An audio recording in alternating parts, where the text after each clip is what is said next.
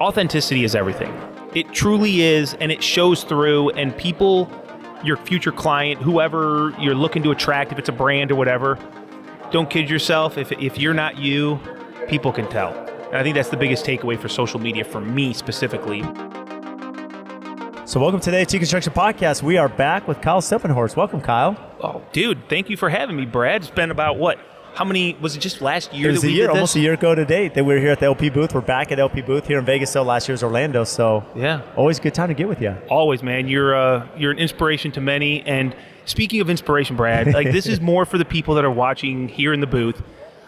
I've always been impressed with you and your appearance, and I always feel super lacking in my builder t-shirt. So we're going to do something here. Okay, so for those that are on audio, they're going to be listening on the app. You probably don't know, but Kyle has a button-up. He has his beautiful button-up shirt, collared shirt. Okay. He says he can't be in a t-shirt on the podcast with me, so he's put on his nice collared shirt. All right, we're just going to button this up. One button here, but, I just wanted to be on your level a little bit, dude. Now, this ain't like super nice, but I think you look good, man. I feel and a little it's bit true more work. pro. Look Yeah, at you even got some sponsorship going. No, not sponsored. This is not sponsored, so we're not getting money right now. But you never know. I love the authenticity. So Kyle, you look good. Again, so for anyone that knows Kyle, quick background: Kyle Stumpenhorst, our buildings. And again, I said this last year on the podcast. What I love about you, Kyle, is like you're super approachable. Everyone's coming up here, fanboy with Kyle. They follow you on TikTok and Instagram. My cousin was super excited to meet you. He's here. But what I love about that is like you're you. And I think that's really unique that sometimes you meet someone on social media and they're not who they are. And, there's a huge part to authenticity, which really helps grow your brand. Yeah, I mean, to be honest, a lot of people will ask me, what do you do? What's the secret? And I think that's the secret. There really is no secret. You're just you.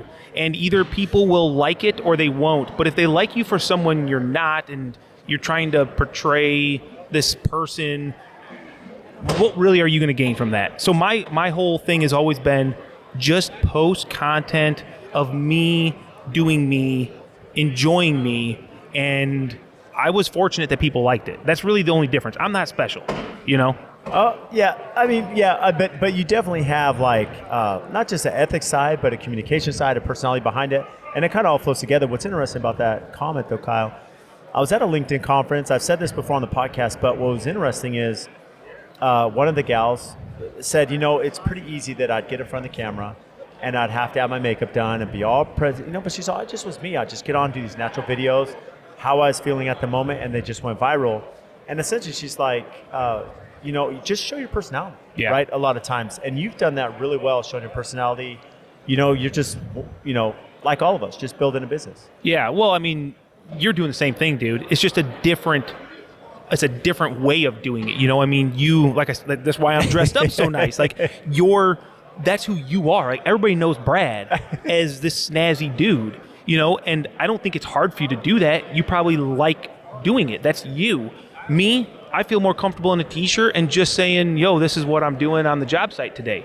I wouldn't be comfortable doing you. You know what I'm saying? Even if I could be successful in the short term, it would never give me a lot of happiness in the long term. And I think that's the biggest thing is that, I want to do something that I can continue to do, enjoy, and, grow into at the same time. Like it's not just a short term thing. Like in the world of social media, we're so quick to do and learn and post and try to get famous real quick, that viralness. But in the end, that's not really, I don't think, it never makes anybody happy. If anything, it brings more depression into people's lives. So just do what you're passionate about. Well, it's interesting. You'd mentioned that, like, there's no quick elixir. There's no quick thing to the algorithm. You've been very successful on TikTok, on YouTube, Instagram, of course. But what they don't see, and I know you well enough to know that, there's an efficiency to your day. There's an efficiency to your method. That you're spending time behind the scenes, editing, and thinking of content and set up cameras. And so this isn't some just overnight thing. Yeah, I don't really talk about it because I don't think it's like something that you do to gloat about. But people don't really understand until they've been in the shoes. You make content. You know what goes into it. I mean, when you're trying to do something and share content to the world and put yourself out there, that's hard enough, right? But then when you do that on top of your everyday job, it's just it's a whole nother level that I don't think I would ever go back and not do it. You know, it's been awesome, but it's a lot of work. It is a lot of work. And to that point, Kyle, let me ask you this, because what's unique about TikTok, I mean, I've on TikTok, and I know the thing is the trolls are different. Like Instagram, pretty level-headed. LinkedIn, pretty level-headed. YouTube, not at all. You know, TikTok, not at all. What advice would you give to someone who's building a platform such as you? Not everyone's going to be like, Kyle's the greatest. Like, I'm sure you get people coming out like, that's wrong. Why are you doing it that way? Yeah. That's never going to work. Well, here's the thing. I know that if you let your ego get in the way and you think that you're literally doing something perfect and that all the haters or the trolls are wrong, you're probably the wrong one. I've always thought that if somebody's coming at me, there's always going to be people that are crabby, they don't like themselves, and they just want to make other people miserable, but also their experiences have told them that what I'm doing is wrong. They were either taught a certain way, they live in a different part of the country, they have different experiences that they're saying what I'm doing is wrong. And usually, if I kind of step back and I look at what they're saying, I can find either some truth or understanding as to why they feel that way. And a lot of times that's what molds my decisions into changing or evolving my systems. You know, because we all in the contracting field, we usually start off working for somebody. He shows us everything he knows, and then maybe we go off on our own and we do our thing. But with social media, it has forced me specifically to reflect on everything I've done and posted and realize that maybe I'm not doing it the best, or there's a better way to enhance this for my client. And those usually come in the form of trolls or haters that are saying how bad I'm doing. And it's like, yeah, you know, it's actually not a bad way to do it. I should think about that, you know? So nobody likes being told they're wrong or they suck. But what I love about that, I want you to think about an example only, and I'll give you a minute here, because to reiterate that, Kyle, I look at, there was a post I did, so we were doing this modern home. You know, fortunately, you've come and seen a couple of our projects. I mean, you came down. Amazing. Not too long ago. But we were doing this modern home, and they had this integrated roof drain. So the roof drain, you know, modern home, you have parapet walls, you know, metal fascia around the exterior. And we're doing this integrated roof drain system, and everyone, I shouldn't say everyone, a lot of people on LinkedIn are, Brad, that's going to fail. You're going to have an issue. And it was interesting to your point. Well, they said what happens is it's impossible because all of the drains are coming through interior walls, and then all the connections, you have no exposure. Visually, you can't see it. And over time, they'll fail and leak, and you can have water in your walls and in your house. And so they said, the system that you're proposing, that you're doing this video on, will not perform. And one of the guys is from New York, and he's like, Brad, I've been in 20 class action lawsuits of people trying to do this detail. And I'm like, okay, well, now you got my attention, right? So, yeah. But essentially, I'm like, I want to better the product I'm doing too. Even if the architect says, oh, it's fine, I've done this forever. At the end of the day, I'm still exposed to that. And so that's where, you know, I went back, worked with him, worked with another building science consultant, and we actually changed the entire gutter detail to make sure now we can monitor this, we can track it, we can install properly, it's not going to leak. And so there is value, right? It's just not the negative comments, but there are things that actually help you and I become better business people. Yeah, it's true. In my life, just recently, I did a home. We did a barn dominium, and we spray foamed the whole thing. It was a full spray foamed application, and it performed. I mean, I did a blower door test. The whole envelope was 0.34. So awesome. It's tight. Amazing. You know, we didn't do anything special. I'm not a building science nerd. I didn't do all these details, but we blew a 0.34, right? That's pretty good. Yeah. But in the comments, in those hater, you know, comments, people are like, it's spray foam. That's horrible stuff, and it's gonna, you know, burn, or all these other things, right? And I was thinking to myself, while yes, these are all possibilities, right? People that say wood burns, yeah, it burns. So if you use a wood floor joist, there's a chance it's gonna burn, right? There's always these possibilities for failure in what we build. But I was thinking, okay, I was able to produce a 0.34 blower door test, super high efficiency. This home is airtight and beautiful, right? And everybody says it's nice. But I agree that there's some downsides to using spray foam. So we went out, and this next one we're using all rock wool. And we're going to use some Sega Myrex product to get our air control there. And I'm not doing that just because these brands would love to work with me. I'm doing it because it's, in my mind, it might be a better end result for the life of the home, for the life of my client, and I'm hoping that I can detail it in a way that it performs equally as good. So I'm excited for a blower door test, but I wouldn't have done that because spray foam is so easy. I pay a guy a couple bucks a foot to come in, do it, it's done, and I've got a vapor barrier, an air barrier, and I'm good to go.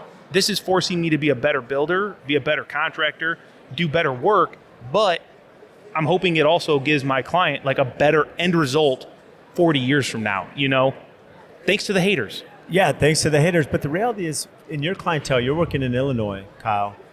Do you feel that as you continue to excel your brand, right? And you're looking for better builder methods. In fact, you've inspired many builders to show shortcuts, not even shortcuts, but just better methods of installation, products you're working with. I mean, we're here at the LP booth. We'll talk about some of the LP product both you and I are using. In fact, I just had an LP delivery today. They were calling me. But going back to it, are your clients demanding this? Are you seeing a desire for them, like Rockwell, the example you gave, and looking for like a 0.34 on the blower door test? Is this helping enhance the brand by getting into product that is now going to make homes last longer, more energy efficient, and if anything, right, help the economy and help the global climate? Yeah, I've always thought that my job as the builder and the contractor, and I always use those terms kind of interchangeably in my life. I'm not one or the other. I feel like I'm both. It's my job to educate them on what they want. This current client, he did not want Rockwool. That's not what he spec'd in his build. He had a budget, and it's my job to say, dude, I want you to have the best house possible. Because if I had a budget like yours and this was mine, this is what I would do. Are you okay with it? I show them the benefits, the reasons I'm thinking of doing it, and then we move forward. They're not going to an architect. They don't have a designer. There's nobody coming to me as the builder with a spec sheet saying, do this. It's me saying, what are your needs? What is your budget? And how can I give you the best thing possible? So I could easily say, oh, that's your budget. Let's just put fiberglass and we'll put some poly up. He wouldn't know any better. But I don't think that really helps anybody long term other than my little short-term pocketbook increase. You know what I'm saying? And I do have a platform to share that information that I'm learning, because it's all learning for me on how to be better, how to build better.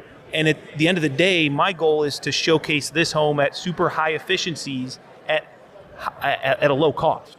I want people to be able to not just look at these super high efficiency homes as unattainable. I mean, what you build, Brad, is amazing. I mean, I remember what you told me that house is costing, right? Like, not everybody can afford it, right? But it's an epic build. How can a client get something as comfortable as what you're building for your client in a small form factor in rural Illinois for a price tag that is more representative to that, clientele? Otherwise, they're just putting vinyl siding on their home. They're putting some fiberglass insulation in and OSB and house wrap. You know what I'm saying? Like, nobody's teaching how to do middle class America at a high performance level. Do you feel that's giving you more competitive edge because you are super open about, how essentially, techniques you're using, right? The equipment you have, right? That's accelerating your builds for you and Greg that are out there. Do you feel like it gives you a better, I don't want to say margin because we're not going to get into the specifics of your financials, but essentially you can build more efficiently, which means more product, better value for the customer, as you're mentioning, because what you, I would imagine, struggle with, like most people that are doing, I would imagine you're giving a package pricing or lump sum or GMP, whatever it is.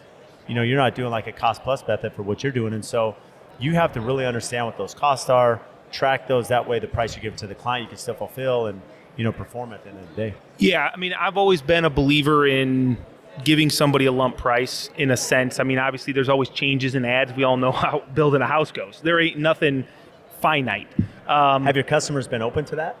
To lump sums? Well, I'm just saying to the changes in price, because the reality is you may quote someone something, but come time, I mean, you're just doing it like we are. Well, I think the pandemic has taught us all one thing, and that is there is no guaranteed price.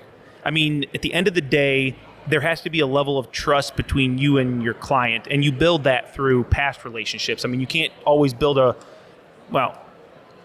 we're in a unique situation. We have social media. So my clients come to me with a level of trust that is unlike in history when you have the first meeting with a builder and you decide to go with it. Contractor-client relationship. Yeah, that relationship has been developed potentially over years. They've watched things. So they automatically have a level of trust with me. But, my whole thing is, you trust me? I'm not going to take you to the cleaners. Like, I'm going to do this for you. Here's my budget based on your budget. Like, this is what I am assuming this is going to cost. Man, you make changes, or if the market goes and does what it did during the 2020, year, I can't control that. I'm not going to eat it, but I'm also not out here to rip you off, and that level of trust, it just has worked. So you're going to laugh at me, but I don't sign contracts. I know you told me that we talked about that before. I mean, we literally will sit, I sat that big barn dominium I did. I mean, I'm not going to say exactly what it cost, just out of privacy for my client, but, I remember we sat at their lake at a picnic table and we're like, yeah, okay, that's our budget. Yeah, okay, I think we can make that work. And that was it. We started. And I know that's impossible for most people to get to that level because not everybody's on social media sharing who they are and to get that level of trust. But I think in general, the more we can do things like over-deliver and bring more value to our clients, then the industry will change over time. And it won't be like that shady contractor is just trying to take me to the cleaners when I hire them. And everybody's always on edge. When it becomes more respected and when we are doing things that are in the client's interest, not just in our pocketbooks, I think the industry as a whole will kind of shift to where, people aren't so reluctant to believe a builder. How has that changed the competitors based on your platform, your education, what you're doing in Illinois? I would imagine it's had a change on your competitors.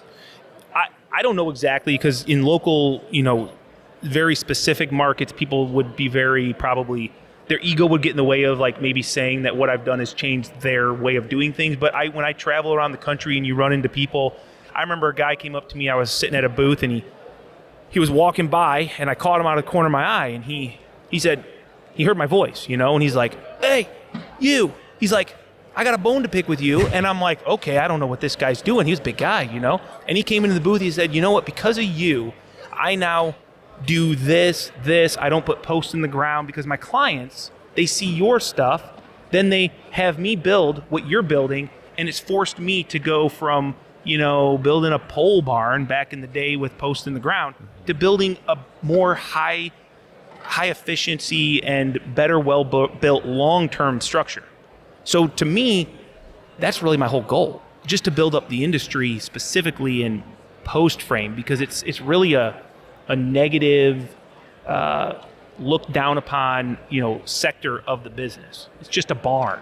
It's funny you say that though because I know I said this last year, but as I speak to people about marketing social media, and it's very common, you hear someone say, well, Brad, I'm not building this luxury home, or I don't have a lazy river, or I'm not doing this net zero, whatever it is, right? And it's like, well, take an example from Kyle. Kyle, as you mentioned, these are barns, post-frame construction. I mean, you're doing all kinds of neat stuff now, but from its conception, it wasn't at that level. But you found a way to be, as we're discussing, you're a thought leader, right? You're an educator, brand awareness, right? Techniques, all the things we're talking about. And so what ends up happening is you create this culture behind you. You create this following. And that's the thing. It's silent salesmen. People selling your brand that are in payroll that really believe in you, Kyle, and the brand and the industry and what you're doing. I would imagine, though, that's helped. As you educate the public, there's risk, but it also brings in the right clients. You're marketing to that ideal client. It changes the forecast and everything that you're working on internally. Well, I assume it's just like you. I mean, we've talked about it, obviously, off podcast when I came and visited you. I mean, you have to see the same effect. I mean, what you've shown has led to more lazy rivers.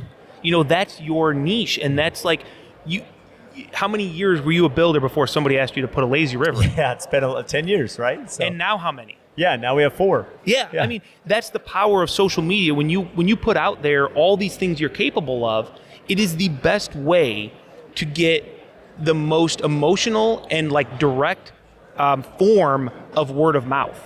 To me, word of mouth was the way I started my business. Small community, people love, to kind of brag about things. But when you can brag about what you're doing on social media in your own words and tell your own story, people want to be a part of that. And so they've seen what you've done, they've seen what I've done, and they can relate. They become emotionally attached to you as a person, to your team that's putting together your projects, and it becomes it's not even a question. They're like, yeah, I want you, and I want a lazy river too, and throw a trampoline barn in. What the heck? Which you got to come back. You're gonna have to come back. Dude, I've seen you guys set doors, right? Set doors. Yeah, all the multi-sliders in on the trampoline barn. So what do you reckon? You did TikTok. Why TikTok? Why did you jump on that? So I used to do a podcast with a guy, Mikey the Maker is his name, and he was very marketing savvy, and he always was like, dude, there's this new thing called TikTok. I've been on it, and I'm addicted to it. You got to do it, Kyle. And I'm like, dude, that's a dancing app. He said, listen, I promise you. It was like October, right? He said, if you start TikTok today, just take all your old content you've been using, just put it up on TikTok. I guarantee you'll be at 1 million by the end of the year. 3 months away. I'm like, okay, dude. Bro, I hit 1 million in like 2 months because there was nobody on TikTok in the construction field. None. But there was people that were watching it that were not kids. And now everybody's on TikTok. I mean, it's a great algorithm that really focuses on experience, and no algorithm is the same. I mean, I'll literally go look at my son's algorithm, let's say, because he'll have TikTok, and I'll be like, yeah, let me see what you're seeing. I want to see what you're watching, because it'll show you what he's watching as soon as you scroll 6 times. Yeah. And it's mind-boggling how that's exactly the kid I thought he was. It's cars, and it's basketball, and it's football, and it's so specific. So I think that the point is, you have to change with the times. Facebook was there, Instagram was there, and they're all viable options that you need to, I think, put yourself out there on, and there's a place for it. But as technology evolves, people are naturally going to go and use that technology, and TikTok just happened to be the one that I jumped on early. It makes me wonder what would happen if we all were early into the YouTube game 15 years ago. Or Instagram. Yeah. I mean, I think we got early enough to be in that first wave of contractors, I'd say, but you just have to always be open to whatever's new and not be like, oh, another platform. No, just repurpose. It's not necessarily new content. It's just repurposed. Maybe formatted a little bit different. So, again, not getting into, because, again, no one's going to guess algorithm. Recommendations you have for someone that's looking at starting their social media, and they're like, okay, Kyle's had a ton of success. Of course, content's different on YouTube. Content's different on TikTok and Instagram. There's a lot of similarities. You can repurpose some of it. Any advice, like if you're starting our buildings today, essentially, platforms to focus on, and then maybe, any advice you'd have? Yeah, I would genuinely start recording all vertical format. Horizontal format is great for cinematic masterpieces. People aren't necessarily consuming that content by turning their phone to the side or going on a big screen. 80% maybe of my followers are watching even my YouTube videos on their phone or a mobile device.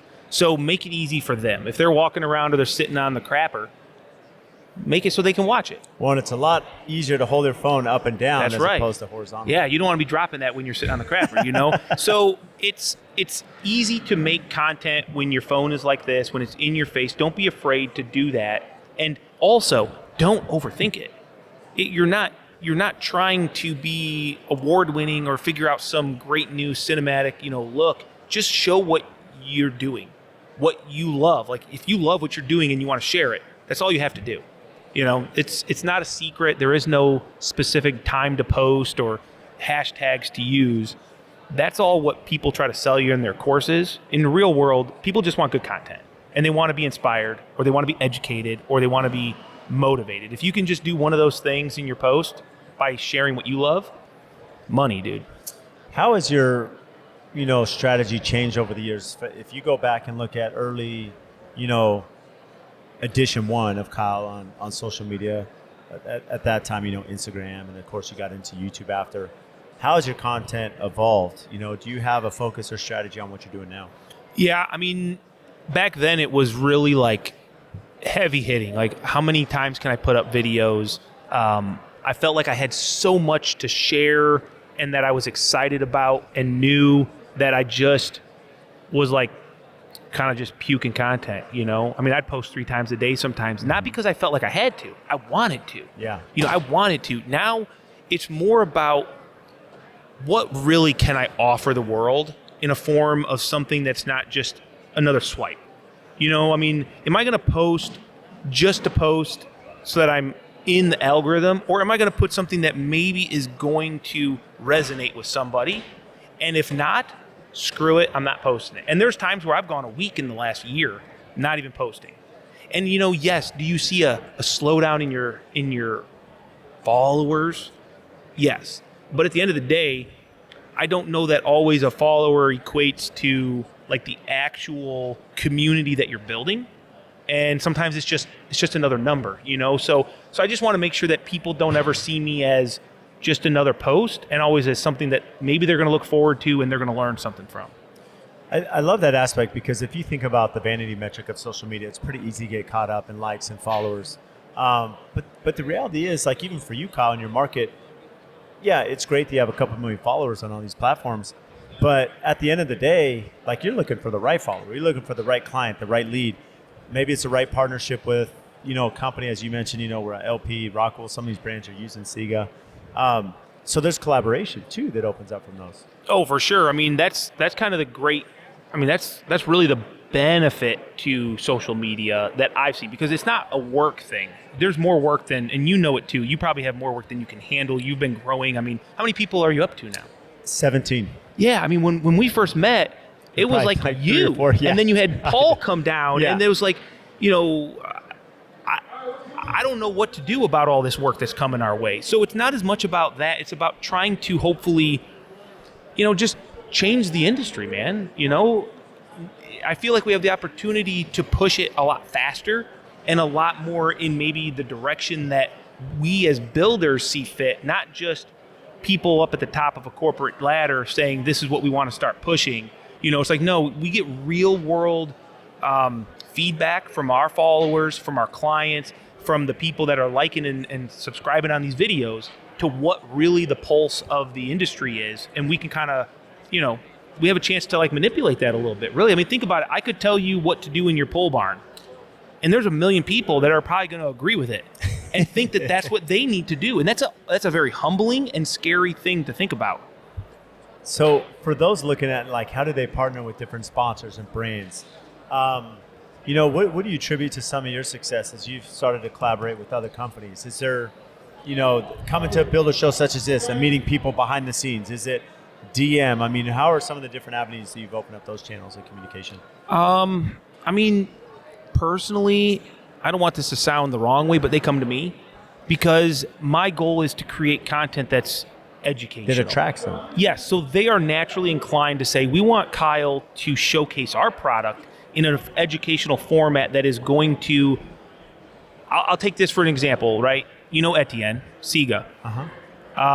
He had a product that I needed, and it was their Fentrum. It has a little bit of a half-inch bend. You install Anderson windows sometimes? Yep. So Anderson windows, at least the not Anderson Lifestyle, Pella. Sorry, these were Pellas. Pella Lifestyles, they got a fin on them. Mm-hmm. You have to tape all the way onto the jamb. You can't just tape the fin. Something that is a pain in the butt to do with just a regular tape. Fentrum comes around, they got a little half-inch fold, and I was like, this is beautiful, it's perfect. Etienne, I need to try a couple rolls, right? Before I invest into this system. I did it, I made a video. Etienne calls me and he says, Kyle, you just did in 30 minutes for the North American market what we've been trying to do for 10 years. I'm now sold out of Fentrum. Because it was a great solution to a problem that builders have in window installs. But SIGA as a brand has a hard time talking to an everyday contractor. That's not something that's easy to do because it comes off as a sales gimmick. But when Kyle, who's this trusted, good-looking, handsome guy, sorry, I love that. I love, especially in that collared shirt. You know, but when I show it, it has a different resonance to it, and whether it's right or wrong, people can buy into that as something that's probably a good idea. Now, personally, I have ethics behind me. I'm not going to do something just to get partnered with somebody. Like, the partners that I work with are because there's something I would use on my own house. I believe in that product. And so I am gladly willing to share that with other people. You know, that's something I can stand behind. So there's no secret to working with partners. It's just be an educator. Be somebody that people are going to look to for information, and those partners, they will want to work with you. And if they don't, then you don't want to work with them anyway. Yeah, and what I found, especially with partnerships, and I've spoken to a lot of designers, architects, builders about this, and what's unique is it's one thing to say, okay, for what it's worth, Kyle's the white whale, right? This is someone who has a ton of followers, very respected. Again, you're super authentic, and that's why people gravitate towards your content. And yeah, Siga can have a ton of success, but the reality is there's a lot of companies that aren't looking for, not that they're not partnering with you, Kyle, but they'll partner with someone with 10,000 followers or 5,000 or 15. Essentially, creators that are making good content, that are educating, that have a loyal following, that's what's attracting. Because as you mentioned with Siga, which is a good example, it's really hard for that platform to really broadcast the messaging to solve a day-to-day, but you're living the day-to-day. You're doing it so people see that and they're like, I get it. It's no different whether you have 10,000 followers or a million, like you're still educating that follower base. Oh, 100%, dude. That's something that people will ask me, like, at what follower count will I start being able to work with brands? I'm like, dude, that has nothing to do with it. Yeah. You make good quality content, the brand will see the value in your content. It's not a numbers thing because you can go buy numbers. That doesn't change anything. You know what I mean? Let me ask you, Brad. I mean, you're doing super high end. Does your clientele, are they coming from a lot of your social media? And what has that done to your brand? Has it evolved your brand? Or are you just getting more work? Yeah, it's completely evolved our brand. Because ideally, this goes back to really the core of it, right? And this is something that back with Johnny Horhan, we talk about a lot. And Nick's big on this too, is that you're always marketing where you want to be, right? And that's how I was. Like you and I go back a long time. We essentially started Instagram, I think, about the same time. And we talked, years ago. Before you surpassed all of us, but the reality is, to your point, is that by marketing that, and you gave up the example of the lazy river, is that in time, what ends up happening is that you have to walk before you run. So you have to show that you have systems in place. Like the clientele I'm working with, very savvy. They're in their personal life, they have systems and organization, and that's how they've been successful in life. They're asking for that. So like for me to be able to serve them and to get to that level, I have to build that. And there's no doubt that I have clients early on that's like, AFT wasn't there at the time, or they were still struggling or figuring out manpower and leadership and, all the things that come into it. But I can tell you today, the homes we're building, the clientele we're working for, and the people on that bus that are in the right seat, it's completely different.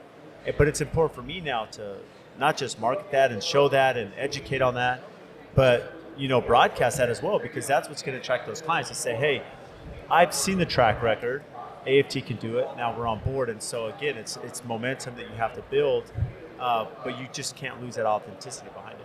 Yeah, it's true. Well, you're doing a great job, dude. Well, likewise. Yeah, well, thank you. It's authenticity is everything.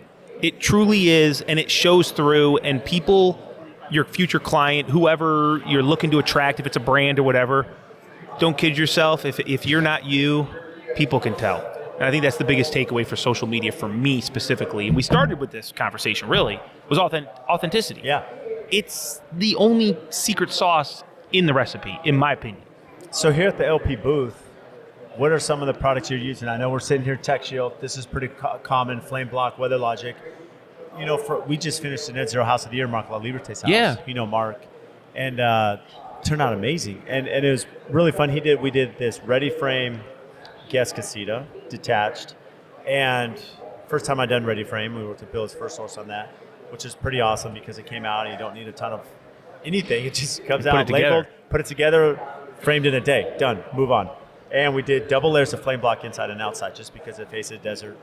It can get hot, there's fires. So, he wanted to be, he was concerned about that. And of course we have the Weather Logic and Tech Shield, which is pretty common. What are you guys using there in Illinois? So we used Tech Shield for the first time. And it was because originally this design on this house was a one-story ranch. It was going to be a vaulted ceiling. I was afraid of how much airspace I was going to have in this attic to be able to kind of keep it cool on the hot. Because we still, even though we're in northern Illinois, we will see 100+ degrees. It's hot. But we will also see negative degrees. Back home right now, it's negative degrees. And so for me, I wanted to kind of get a best of both worlds. I figured during the summer, the Tech Shield's going to really do its thing. It's going to cool down the attic by up to 30 degrees. That's a big deal in a small attic space, and it's a vented attic. But I'm excited. I see nickel gap. So you see the nickel gap coming. That is nice. I wish we could talk about some of the other things that I've talked with technical here and future products maybe this year that are coming out, so definitely stay tuned for that. LP's got some cool stuff coming, man. And I think what I like the most about this company is that what they do well. They don't have a huge plethora of products, right? They don't keep coming out with just it's not like the Milwaukee Tools of the industry that just puts out a new Not the tool. Cheesecake Factory menu? Yeah, I mean, everything here is something that I think you can truly stand behind and build upon and feel good about. You know what I'm saying? And that's what I really love. So I'm okay with a brand that doesn't come out with new stuff every day, even though we want to see that. I like working with new things. I'm excited for the nickel gap, and I'm excited to see what they've got coming this year. So walk through the nickel gap, just explaining that for those listening that may not be familiar So with it. we've all seen your traditional lap siding. It just laps over, and it gives you a nice little shadow line, and it has dimension to it. Well, nickel gap, in my opinion, is a lot more modern. It's kind of like a flat wall with a nickel-spaced gap every piece. It's going to give you a little bit of detail line, but very modern and clean. So yeah, I'm excited to see it on a wall. I mean, they've got a little demo here. I mean, there's nickel gap siding out there on the market now.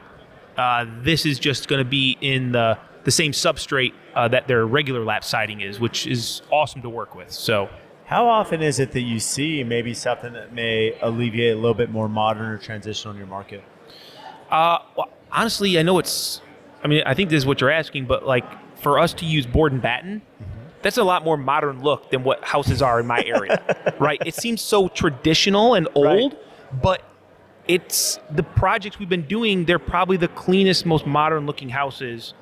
I'm sure. Because the rest is all Illinois, vinyl siding and a lot of vinyl siding in our area.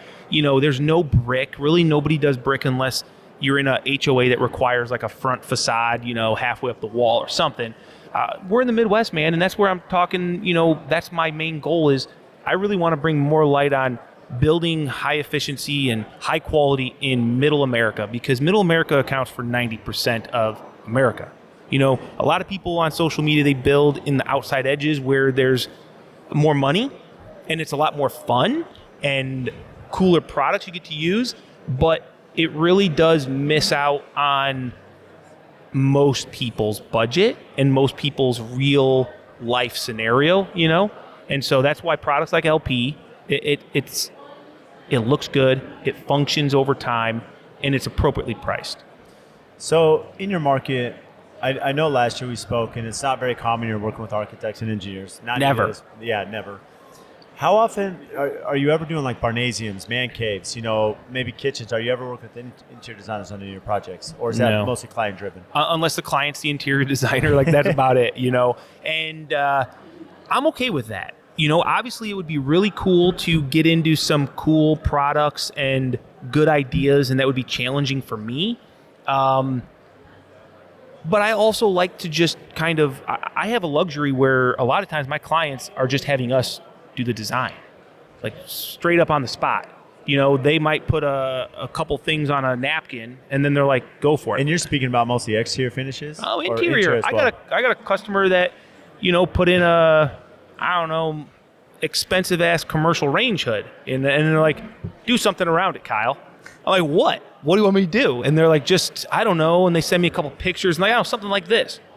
They 100% trust in just, you'll figure it out and you'll do it and we'll be happy because everything else is good, So I'm forced to do design. I don't want to, but at the same time, it's a challenge. And it's something that is usually kind of like, well, that was tough, but it's done and it's cool and it worked. It's a good educating a moment for me, I guess. So going back to, you mentioned the blower door test, and to not geek out a little bit, but speaking about just the efficiency of building. Yep.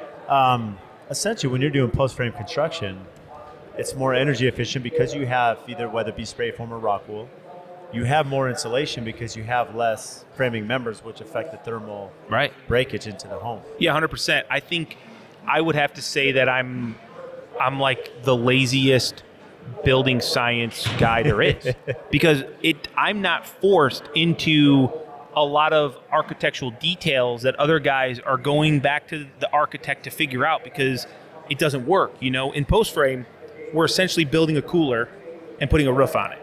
We have 4 walls in most cases. The one we're doing now it's like a L-shaped, T-shaped, whatever, and there's roof lines and whatever. But at the end of the day, the design is simplistic. And I think when people can let go of maybe this, 14 different roof lines and all this other stuff, that it is a nice curb appeal. But in my area, people don't really care. They want function. They got a budget. They want it to be good. They just want space. The barn dominium is literally all of that, and it's an easy way to build super efficient, long-lasting, maintenance-free buildings.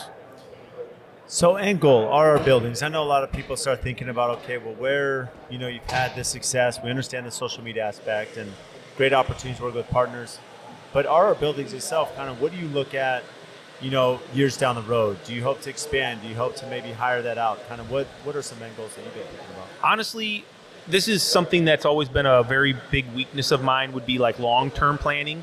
I mean, I didn't know what I was doing here today until like this morning when I looked at my schedule. I knew I had to be here. I didn't know when we were podcasting. I heard we talked. Yeah. I didn't know I'm not a long-term planner. I'm in the moment, what really is driving me right now. And so as long as I'm passionate, our buildings will be a thing. When I'm not passionate, I have no idea. I would literally just lay it down and just stop doing it.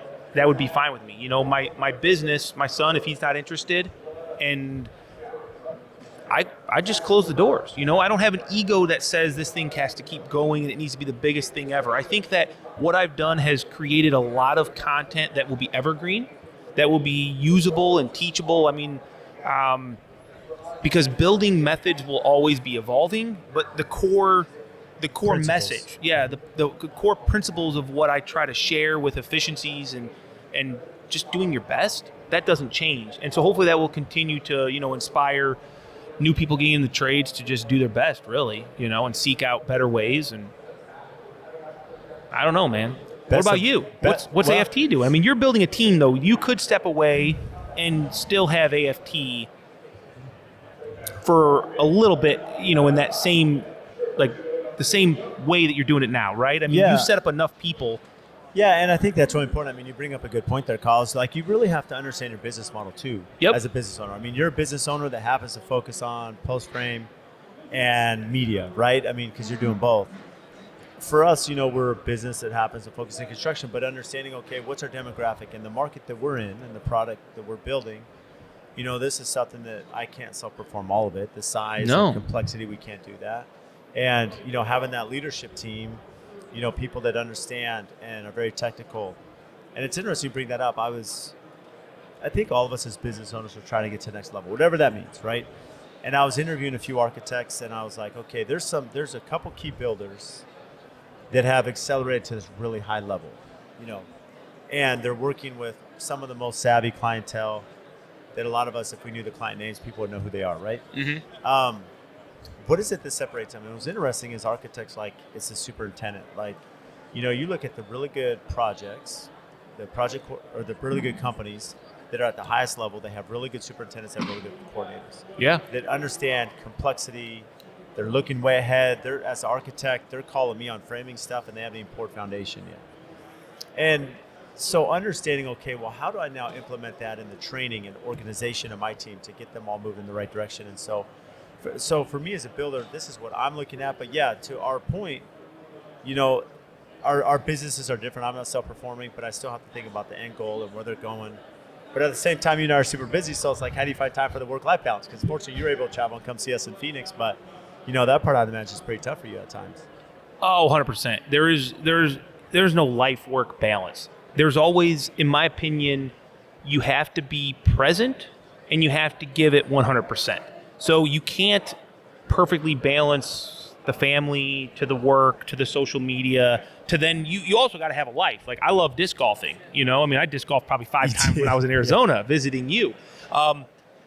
You just have to be focused and present, and don't just waste your time doing stuff that doesn't matter. For me personally, because no, dude, I'm all over the place. There's no balance. There's no schedule. There's just, my son needs me. I can tell. I'm gonna be there. You know, my wife needs me, I'm going to be there. I need to be on the job site every day because I'm self-performing. But, you know, you have to just always be there. And it is daunting. It is a lot of work. But if it was easy, anybody would do it. Am I right? There's no doubt. So it's you and Greg, right? Typically, yes. You two. So do you guys coordinate vacations, or can one of you kind of operate the business and run it while the other one's gone? How do you format between the two of you? Well, Greg he's an hourly employee. He, you know, God bless his heart. He's an interesting dude in that he's not like most people. Like right now, I'm here. I'm like, Greg, do you want to work all week? I need to get you a list. He's like, I'll do a little bit. I'm gonna go skiing. Okay, that's fine. You know, he's not in a position where he needs to work every day and make tons of money, and money's not his motivator. You know, he likes to enjoy what he does. He enjoys working with me, and if I'm not there, it's just not the same. So he's kind of like, I'll do what you need me to do, but I'm gonna go do some other stuff that I want to do anyway. Okay, that's fine. Less stress for me.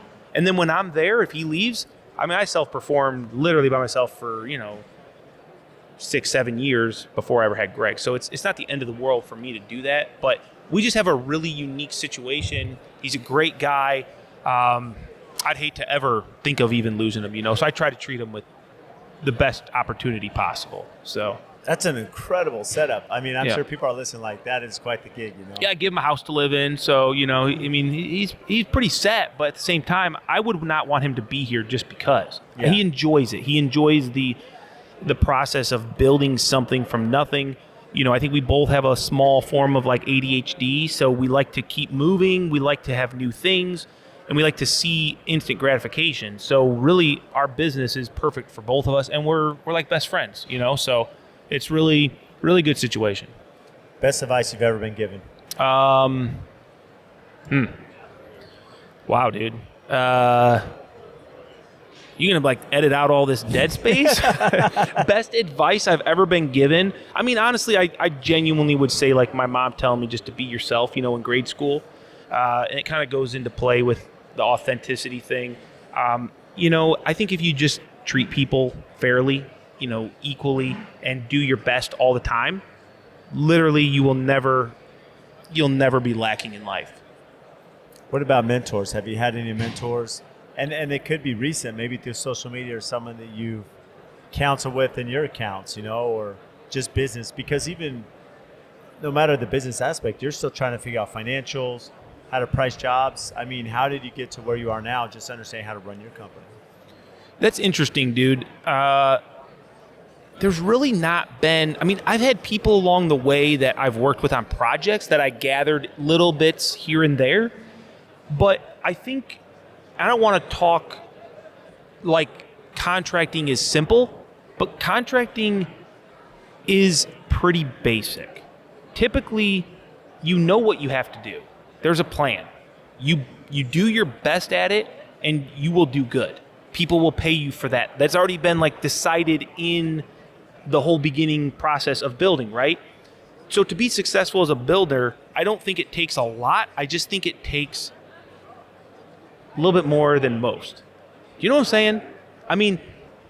I don't really know without saying it in a way that maybe sounds a little bit like I'm down talking most contractors, because that's not what I'm trying to say. I'm just saying that in order to be successful in the construction industry right now, first off, it's easy. There's a lot of work out there and not a lot of us. But you just really have to do good work, be honest with people, and the success is unlimited, man. It's amazing. And now, so outside of what you have here, contract with LP, you're going to be here at the show. Some of your plans here, are you here all week in Vegas? I'm here through Thursday. I leave at late afternoon. And yeah, I love this, Brad. I love being here. I love talking to people in the industry. I like learning new things. Other than this show, I don't have plans. I'm not here to party and be in Vegas. What about you? Yeah, same. It's it's funny how over the years it changes coming here. But so I brought 14 of my employees this time, and so I have assignments for them. They're going to be going writing blogs. So nice. That way they're not just goofing around. Yeah. So Paul's with me, who you saw. So Paul and I have been kind of going around. Love to do Paul. These. Good old Paul. He's here. And the rest of the team's been, they're seeing a lot of new products, meet with a lot of the companies. I mean, there's a lot of companies we work with, the brands we work with, and the homes we build. So one thing you can never undervalue is, again, sales pitch for the Builder Show is, and I'm sure you tested this too, Kyle, with your relationships, is we all went through the recession, or not, we all went through the pandemic. Yep. And supply chain was an issue. There's a big difference to calling your distributor saying I need product as opposed to calling your manufacturer direct if you have a relationship. I need product, I have this client, or if it's a relationship industry. What I love about the Builder Show is you could be in the booth and I could connect with who runs the social media. I can connect with other people at any brand. I mean, they're accessible, they're here. That's right. And just a side note, I remember a couple years ago, and it was actually in Vegas before we went back to Orlando, there was an account we were trying to set up and they kept rejecting us. So I ended up going to that booth, found the person, and I said, what's the deal? Why do you keep rejecting me? And he looked at me, he's like, I'm sorry, Brad, let's get you set up right now. And so, there's just, but now we're friends and as, we have a good laugh about it. But there's value being here because not just the camaraderie, like you and I have another builders just, sharing war stories and figuring out how to better our business, but working with vendors is so valuable. And that's what I do really appreciate about this show. So, well, the thing is, not every product performs like you may think it does, or in the situation that climate. Exactly. And that's that. I was talking to a guy just a little bit ago, and I'll make it quick, and he was asking me all about SmartSide and will it work for him because he sees me using it. And it's like, well, probably, but you really want to talk to a technical member to determine your situation, and you get the opportunity to do that here. It's very hard sometimes to figure all that out when you're going through a lumber yard or somewhere, local. They don't always have those answers. You can, like you said, you can go up to that person in the booth and stick it right in their face and ask them the question and make them give you an answer. You made that guy get you signed up, that account. I could find out right now what will or won't work with LP SmartSide because all those people are in these booths. And so, yeah, the Builder Show is a big deal. It's a valuable place to go. So what's upcoming and exciting for you? Okay, so very cool for me is I hired a new employee. It'll be my first employee in like 5 years, and it's straight video. So I've got a videographer that's going to be helping me. What? Yep. I didn't tell you that? No. Oh, this is amazing. I might have told Paul or yep. You told Jesse. Yep. I decided that my kids are getting to the point where I'm really starting to see the writing on the wall for they're getting old. You got one out of the house now in Hawaii. I got one in Hawaii and one that's a junior, so we're getting it. Yeah, and so you can understand that work is awesome, but I love my kids, I love my wife, and I want to spend more time with them. And I realized the only thing I was probably easy enough to give up would be, getting rid of some of my editing and that social media after hours. So I hired a guy, started last week, and I crossed my fingers that I hope that it's going to work out, man, because I'm ready to, get back to just being more creative and fun with social media instead of just the business side of it. So ideally, this new video person will help alleviate a little bit of the video content editing, filming, and so it'll free you up a little bit more as well. Yeah, I want to play more disc golf with my son. I love it. Yeah. And your son's like a spitting image of you. It's awesome. Your little clone. Dude, he still talks about that freaking property of yours, man. Well, next time you need to bring the rest of your family. Make them come, and hopefully get you down playing disc golf this fall because it's an amazing house. So. Yeah, it's awesome, dude. Well, where can our listeners find you, Kyle? You could just do a Google search, RR Buildings, and you'll find probably more than you really care to find about me. Yeah. Well, it's easy. RR Buildings. Well, Kyle, I can't thank you enough again. Kyle Stumpenhorst, appreciate you coming on. Always the pleasure is mine, Brad. If you get value from the show, please support us by giving a 5-star rating and review on whatever platform you listen to. And I also have a favor to ask. We've had some incredible guests that come on and share their wisdom, their knowledge about their business. So if you have friends or family members that could benefit from those episodes, please share it with them, as well as any other business owners that you're networking with that could get value from the podcast or certain episodes. Please share those as well. Again, subscribe. Make sure you're following. Any questions that you have, topics. We've had listeners reach out about certain guests that we should have on the show. Again, brad.l@aftconstruction.com. Email me for topics to address, guests that we should have on, and even if you think you'd be a great guest for the show. So again, thank you for all your support, and we'll see you next time.